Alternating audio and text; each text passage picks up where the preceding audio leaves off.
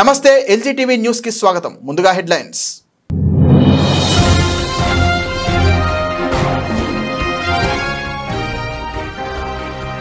హైదరాబాద్ నగరంలో భారీ వర్షాల కారణంగా వరదలతో ముంచెత్తుతున్న ప్రాంతాల్లో సీఎం రేవంత్ రెడ్డి.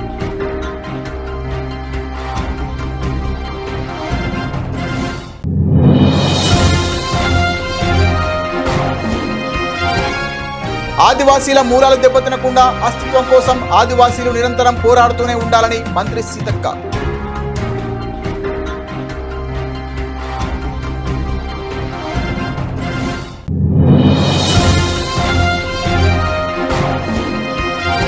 రేవంత్ రెడ్డి, బండి సంజయ్ల గుల్ల ప్రమాణాలు చాలా చూశాం. దేవుళ్ల మీద విశ్వాసం లేని వాళ్లే వీళ్ళు. విశ్వాసం ఉంటే ఇలా మాట్లాడరు.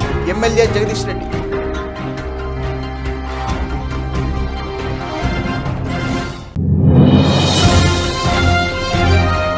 రాజకీయాలకు దూరంగా ఉంటానని నేను అనలేదు. జపాన్లో ఏ విధంగా రిటైర్మెంట్ లేదో నాకు కూడా రాజకీయాలకు రిటైర్మెంట్ లేదు. బీఆర్ఎస్ మాజీ మంత్రి ఎమ్మెల్యే మల్లారెడ్డి.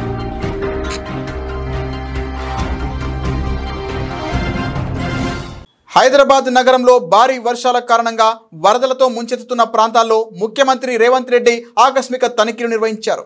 ఇటీవల తక్కువ సమయంలో విపరీతమైన వర్షం కురవడం, పలుచోట్ల వరదలు ముంచెత్తుతున్న ప్రాంతాలను క్షేత్రస్థాయిలో తనిఖీ చేసిన ముఖ్యమంత్రి అలాంటి ప్రాంతాల్లో శాశ్వత పరిష్కార చర్యలు చేపట్టాలని అధికారులకు ఆదేశాలు జారీ చేశారు. ఆయా ప్రాంతాలను పరిశీలించిన తర్వాత ముఖ్యమంత్రి తీసుకోవాల్సిన చర్యలపై జీహెచ్ఎంసీ కమిషనర్, హైడ్రా కమిషనర్లకు సంబంధిత అధికారులకు పలు ఆదేశాలు జారీ చేశారు.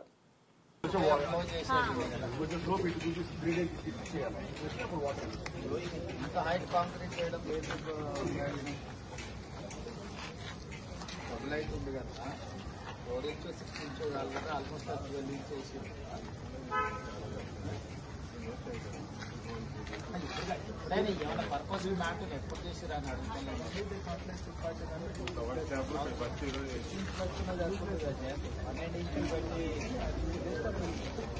ఆరిపోయినా కూడా ఆరికి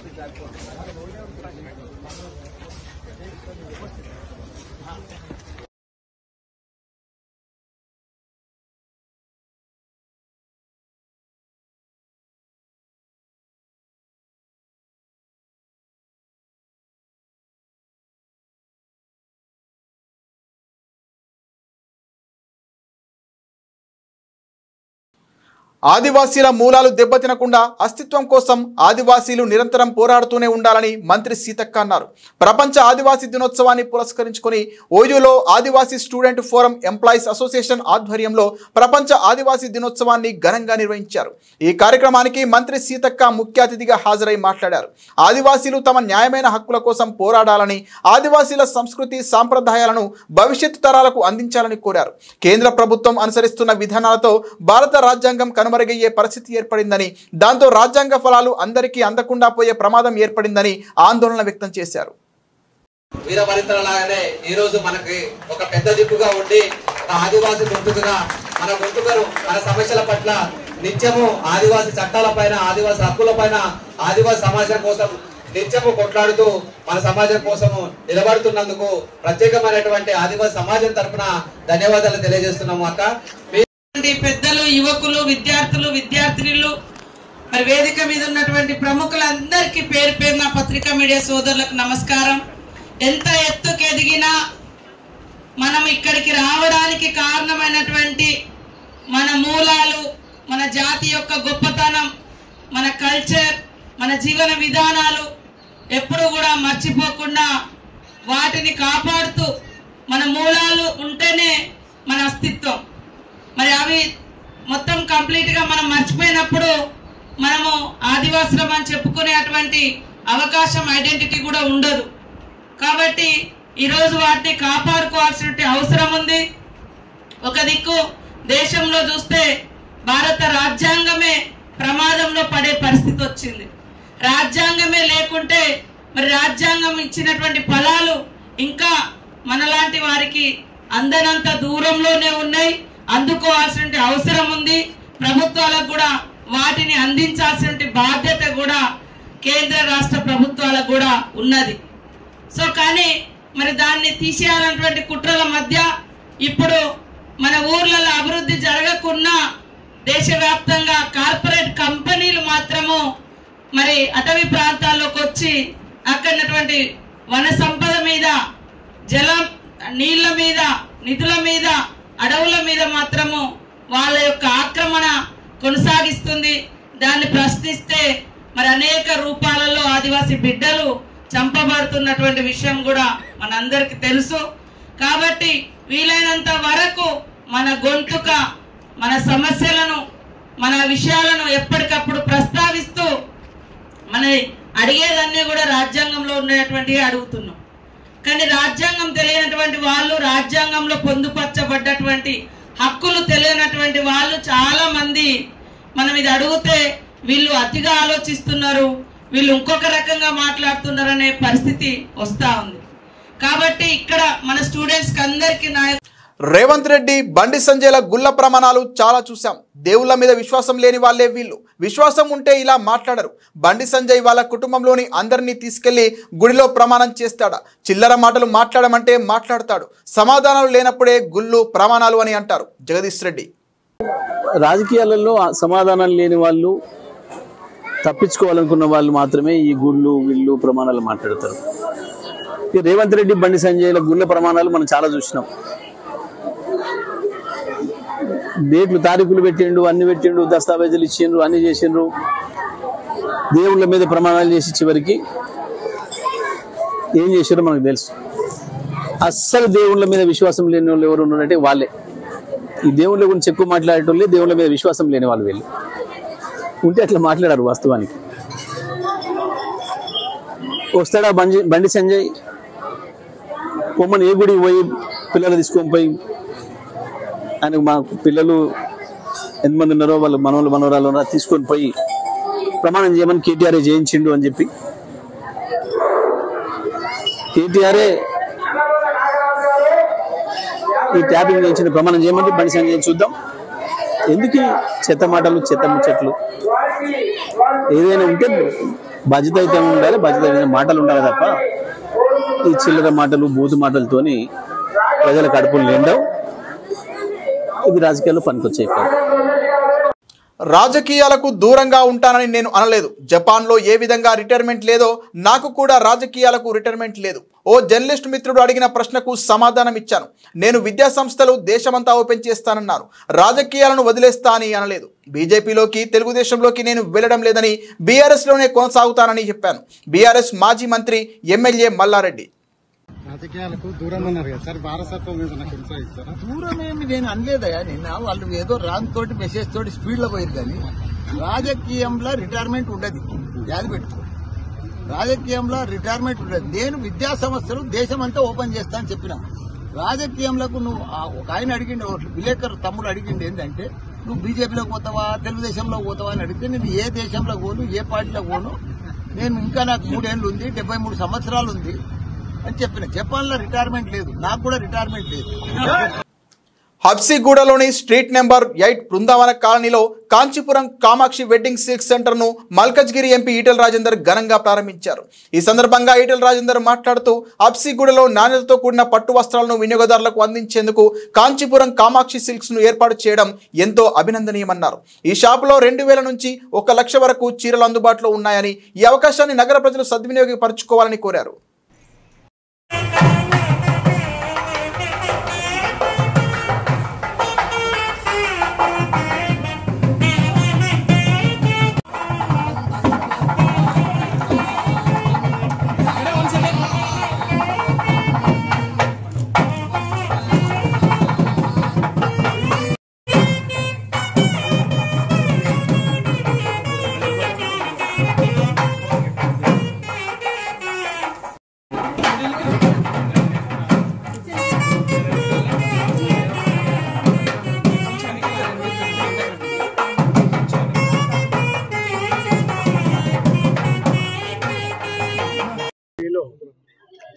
కంచీపురం సిల్క్స్ పేరిట ఆనంద్ గారు ఒక మంచి సారీ సెల్లింగ్ సెంటర్ని ఓపెన్ చేయడం జరిగింది.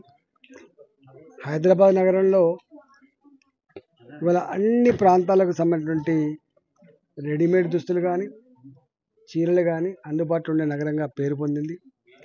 ఇక్కడ డే టు డే హైదరాబాద్ బాగా విస్తరిస్తున్న నగరం కాబట్టి ఇక్కడ మార్కెటింగ్ ఎక్కువ ఉంది కాబట్టి వాళ్ళు ఇంతకుముందు వారికి ఒక షాప్ ఉండే చైతన్యపురంలో ఇవాళ రెండవ షాప్గా దీన్ని పెట్టారు. సైనికపురంలో ఒకటి ఉంది, ఇక్కడ ఒకటి ఉంది. వీరు మరింత గొప్పగా ఎదగాలని చెప్పి వారు సక్సెస్ కావాలని చెప్పి మనస్ఫూర్తిగా కోరుకుంటూ వారికి శుభాకాంక్షలు. మలక్పేట్ నియోజకవర్గం పరిధిలోని ముసరాంబాగ్ రజక సంఘం కొత్త కమ్యూనిటీ హాల్ను ప్రారంభించిన మలక్పేట్ ఎమ్మెల్యే అహ్మద్ బిన్ అబ్దుల్లా బలాలా. మలక్పేట్ నియోజకవర్గం పరిధిలోని ముసరాంబాగ్ రజక సంఘం కొత్త కమ్యూనిటీ హాల్ ప్రారంభోత్సవం ఘనంగా నిర్వహించారు. మలక్పేట్ నియోజకవర్గం ముసరాంబాగ్ డివిజన్లో ఆర్డీఓ ఆఫీస్ రోడ్డు పక్కన నిర్మించిన ఈ హాల్ను మలక్పేట్ ఎమ్మెల్యే జనాబ్ అహ్మద్ బిన్ అబ్దుల్లా బలాలా ప్రారంభించారు. ఈ కార్యక్రమంలో రజక సంఘం కమిటీ అధ్యక్షుడు Shri Y Satya, committee general secretary Shri M Narasimha, సంఘం సభ్యులు తదితరులు పాల్గొన్నారు.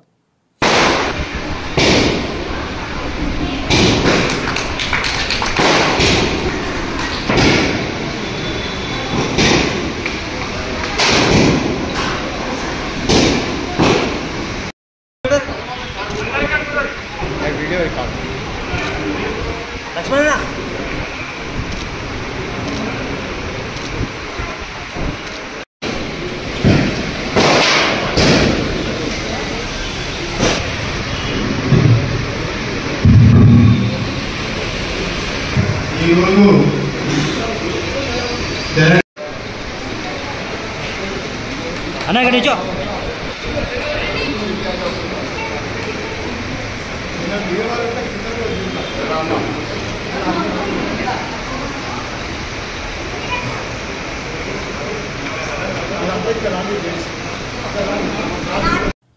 కల్వకుర్తి ఎత్తిపోతల పథకం D82 ప్రధాన కాల్వకు గండి, నీట మునిగిన పంట పొలాలు. నాగర్ కర్నూలు జిల్లాలోని వెల్దండ సమీపంలో ఘటన. గత ఏడాది కాలంలో కేవలం వెల్దండ మండలం పరిధిలోనే ప్రధాన కాల్వకు గండి పడడం ఇది 5వ సారి. దీంతో ప్రతిసారి కాల్వకు ఆనుకొని ఉన్న పంటలు నీట మునిగి తీవ్రంగా నష్టపోతున్నామని ఆవేదన వ్యక్తం చేస్తున్న రైతులు.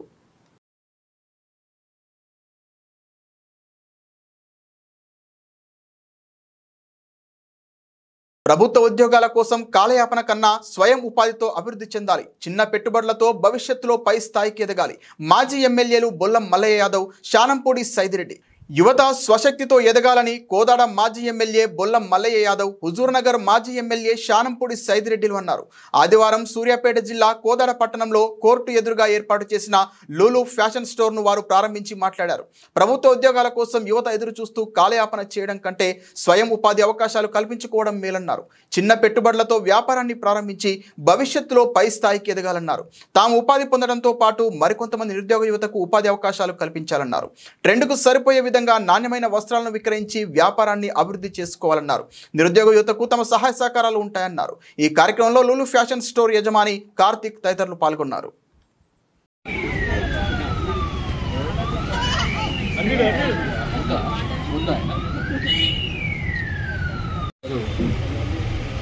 కోదాడలో సెంటర్లో కోర్టు ఎదురుగా లూలు మెన్స్ వేర్ పెట్టిన మన కార్తీక్కి ఈ కార్యక్రమానికి చేసిన మాజీ ఎమ్మెల్యే అన్న బొల్లం మల్లయ్య గారికి అందరికీ కూడా పేరు పేట ధన్యవాదాలు. యువత తమ కాళ్ళ మీద తను నిలబడాలని మేమందరం కూడా రాజకీయాల్లో ఉన్నాము. అందరం యువత కోసం పనిచేస్తూ ఉన్నాం. దానికి ఉదాహరణ మన కార్తీక్ లాంటి యువకులు ప్రతి ఒక్కళ్ళు కూడా ఏదో వస్తుంది ఏదో చేస్తామని కాకుండా మన కాళ్ళ మీద మనం నిలబడాలా, మనం ఇంకొంతమందికి ఎగ్జాంపుల్గా ఉండాలా అని అందరూ అనుకుంటా ఉంటారు. మాకు ఎంతసేపు గవర్నమెంట్ జాబులు కావాలని. గవర్నమెంట్ జాబులు ఉంటే చాలా తక్కువ. ఈరోజు ఇట్లా నువ్వు జాబ్ ఇట్లా షాపులు పెట్టి లేకపోతే బిజినెస్లు పెట్టి ఎంటర్ప్రెన్యూర్ ఎదిగి ఇంకో 100 మందికి మనం ఇవ్వగలగాల. ఇంకోటి కూడా మనం చూస్తూనే ఉన్నాం. ఈరోజు మన మీద అమెరికా వాడు సుంకాలు వేస్తుందని అదని ఇదని. మనం ఒకటే స్వదేశీ మనకు సంబంధించిన పిల్లలు పెట్టింది మన వాళ్ళే అన్నీ కూడా షాపులోకి పోవాలా, మన ఉత్పత్తులన్నీ కొనుక్కోవాలా, మన వాళ్ళని మన కాళ్ళ మీద నిలబడి ప్రపంచానికి ఇండియా ఒక మార్గదర్శకంగా ఉండాలని కోరుకుంటా ఉన్నా. భారత్ మాతాకి జై. మంత్రి ఉత్తమ్ ఎమ్మెల్యే పద్మావతి రెడ్డిలకు కోదాడ హుజూర్నగర్ నియోజకవర్గ ప్రజలు రుణపడి ఉంటామని మాజీ సర్పంచ్ ఏర్నేని వెంకటరత్నం బాబు అన్నారు. ఆదివారం కోదాడ పట్టణంలోని 12వ వార్డులో కోదాడకు 50 కోట్ల నిధులతో నవోదయ విద్యాలయం ఏర్పాటు, 16.89 కోట్ల రూపాయలతో కోదాడ ఆర్టీసీ బస్టాండ్ ఆధునికీకరణకు నిధులు మంజూరు చేయించిన సందర్భంగా హర్షం వ్యక్తం చేస్తూ మంత్రి ఉత్తమ్ కుమార్ రెడ్డి, ఎమ్మెల్యే పద్మావతి రెడ్డి కోదాడ వార్డుల్లో ఏ సమస్యలు ఏవి ఉన్నా మంత్రి ఉత్తమ్, ఎమ్మెల్యే పద్మావతిల సహకారంతో వెంటనే పరిష్కరిస్తామన్నారు. సార్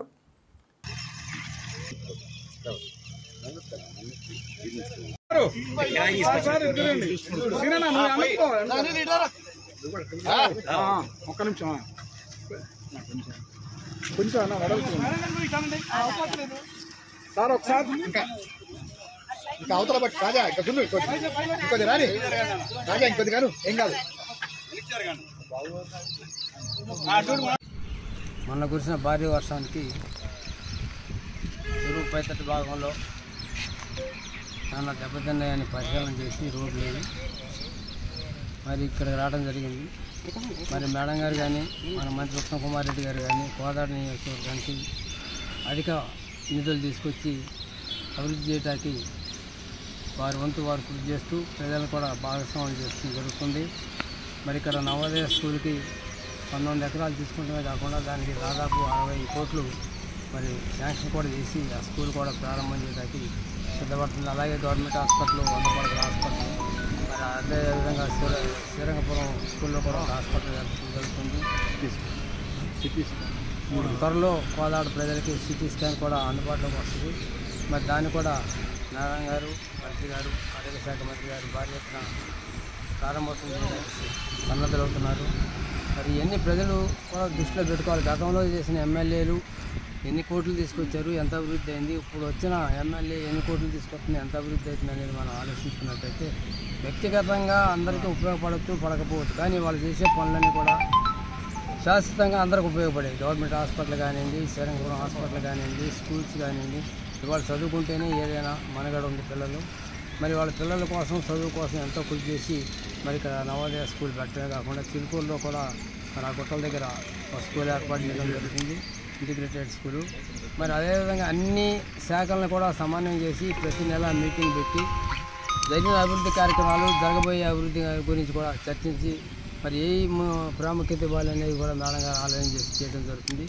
ఇలాంటి ఎమ్మెల్యే, ఇలాంటి మంత్రి మనకు ఉండటం కోదాడ ప్రజలకు, కోదాడ కాన్స్టిట్యూన్సీ ప్రజలకి, ఈ రాష్ట్ర ప్రజలకు కూడా చాలా అభివృద్ధి అవ్వడానికి ఆస్కారం ఉంటుందని చెప్పి సభాముఖంగా తెలియజేస్తూ ఇచ్చినందుకు వాళ్ళకి పాలాభిషేకం చేయడం జరిగింది.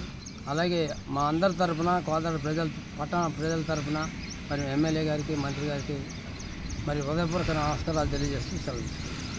యాదగిరిగుట్ట లక్ష్మీ నరసింహస్వామి ఆలయంలో భక్తుల రద్దీ అధికంగా ఉంది. ఆదివారం సెలవు రోజు కావడంతో అధిక సంఖ్యలో స్వామివారి భక్తులు ఆలయానికి విచ్చేశారు. దీంతో ఆలయ ప్రాంగణంలో భక్తుల సందడి నెలకొంది. స్వామివారి దర్శనానికి దాదాపు 2 గంటల సమయం పడుతోంది. ఆర్జిత సేవలు, నిత్య పూజల్లో పాల్గొని భక్తులు మొక్కులు తీర్చుకుంటున్నారు. భక్తుల రద్దీ అధికంగా ఉండడంతో ఆలయ పరిసరాల్లో భక్తుల సందడి నెలకొంది. నిత్య కళ్యాణం, లడ్డు ప్రసాదం కౌంటర్లు, సత్యనారాయణ స్వామి వ్రత మండపం, కొండ క్రింద కళ్యాణ కట్ట, పుష్కరిణి, వాహనాల పార్కింగ్ వద్ద భక్తుల సందడి కనిపించింది.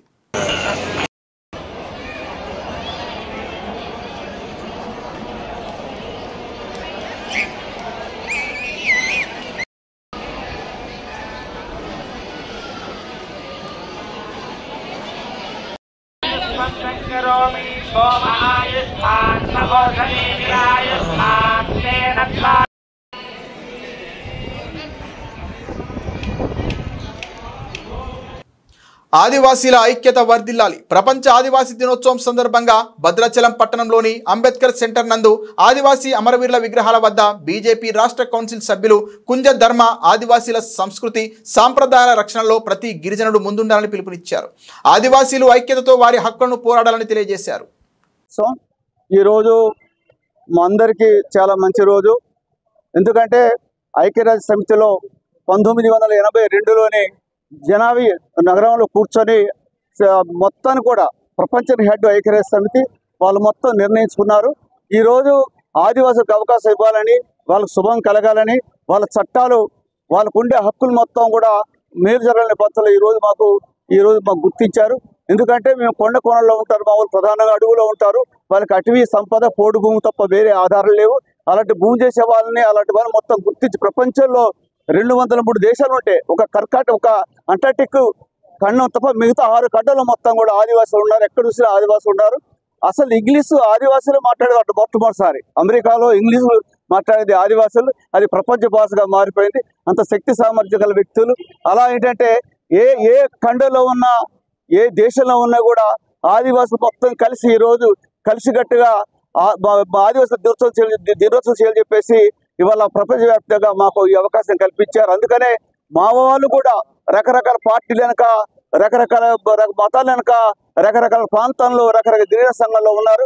కానీ ఈ రోజు అతను ఏ పార్టీలో ఉన్నా ఏ గిరిజన సంఘంలో ఉన్నా ఏ మతంలో ఉన్నా మాకు కలిసి రావాలి, కలిసికట్టుగా ఉమ్మడిగా మేము నిర్ణయాలు తీసుకోవాలి. ఆ విధంగా ఈ యొక్క పండుగను జయప్రదం చేయడం కోసం మేము భద్రాచలం టౌన్లో ఒక కమిటీ ఏర్పాటు చేసి పిఓ గారితో మాట్లాడి కార్యక్రమం ఎలా చేయాలి లేటని మొత్తం కూడా దాన్ని ఏర్పాటు చేసాం.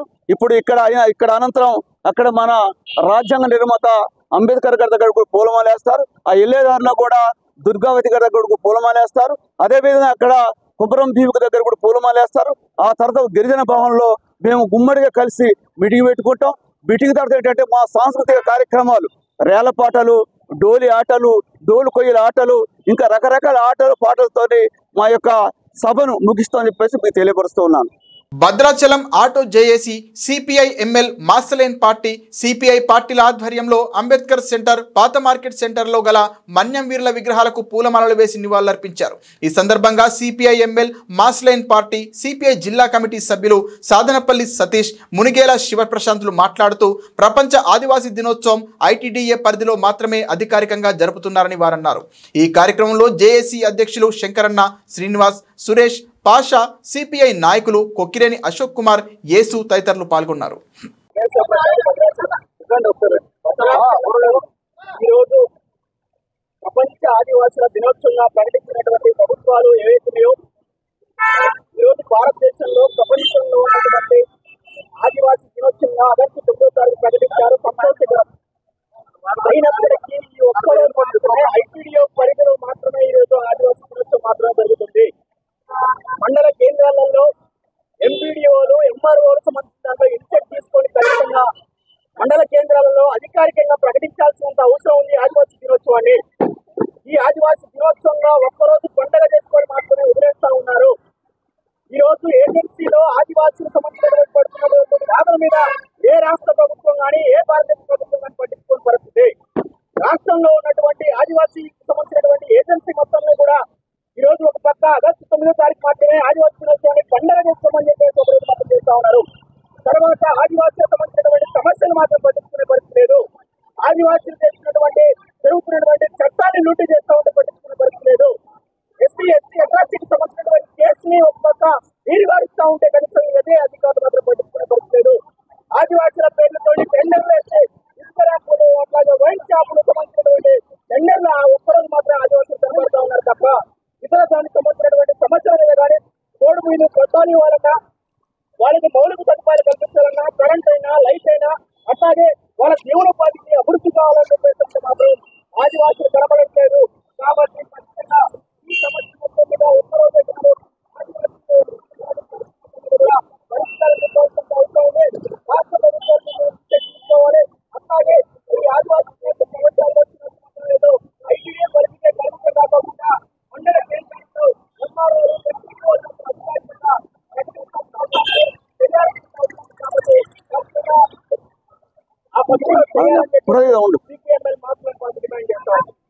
బులెటిన్ ముగించే ముందు హెడ్లైన్స్ మరోసారి.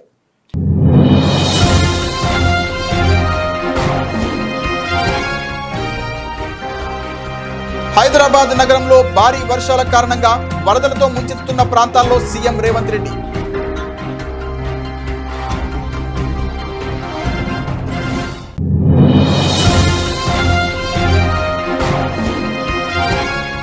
ఆదివాసీల మూలాలు దెబ్బతినకుండా అస్తిత్వం కోసం ఆదివాసీలు నిరంతరం పోరాడుతూనే ఉండాలని మంత్రి సీతక్క.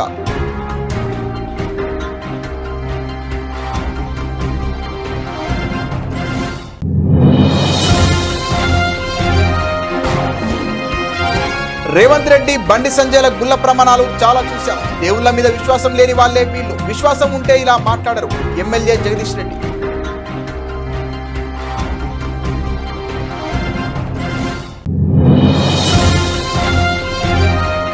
రాజకీయాలకు దూరంగా ఉంటానని నేను అనలేదు. జపాన్లో ఏ విధంగా రిటైర్మెంట్ లేదో నాకు కూడా రాజకీయాలకు రిటైర్మెంట్ లేదు. బీఆర్ఎస్ మాజీ మంత్రి ఎమ్మెల్యే మల్లారెడ్డి.